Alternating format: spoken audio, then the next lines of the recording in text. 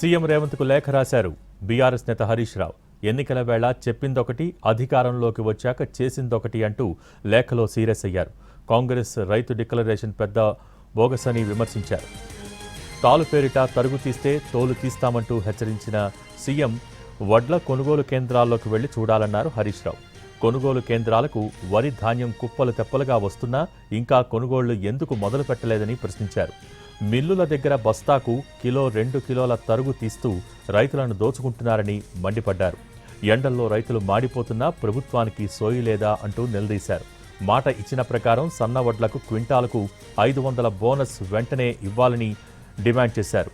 పొద్దుతిరుగుడు రైతుల కష్టాలు సర్కారుకు పట్టవా అని ప్రశ్నించారు. శనగ రైతుల పాలిట ప్రభుత్వ విధానాలు శనిలా మారాయని, కేంద్రాల్లో కొర్రీలు పెట్టి పూర్తిగా కొనుగోళ్లు ఆపేశారని అన్నారు హరీష్ రావు. జొన్నల కొనుగోలుకు కేంద్రాలు ఇంకెప్పుడు ఏర్పాటు చేస్తారని అడిగారు. అన్ని రకాల పంటల్ని మద్దతు ధరకు ప్రభుత్వం కొనుగోలు చేయాలని డిమాండ్ చేశారు. అలా చేయకపోతే రైతుల పక్షాన బీఆర్ఎస్ అలుపెరగని పోరాటం చేస్తుందని స్పష్టం చేశారు.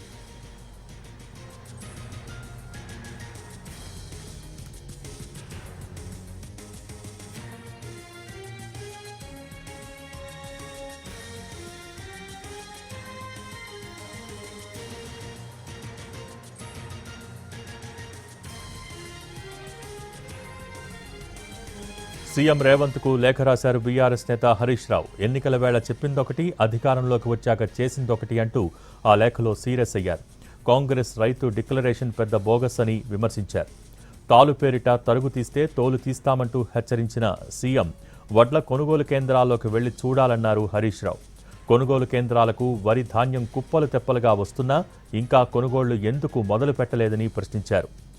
మిల్లుల దగ్గర బస్తాకు కిలో 2 కిలోల తరుగు తీస్తూ రైతులను దోచుకుంటున్నారని మండిపడ్డారు.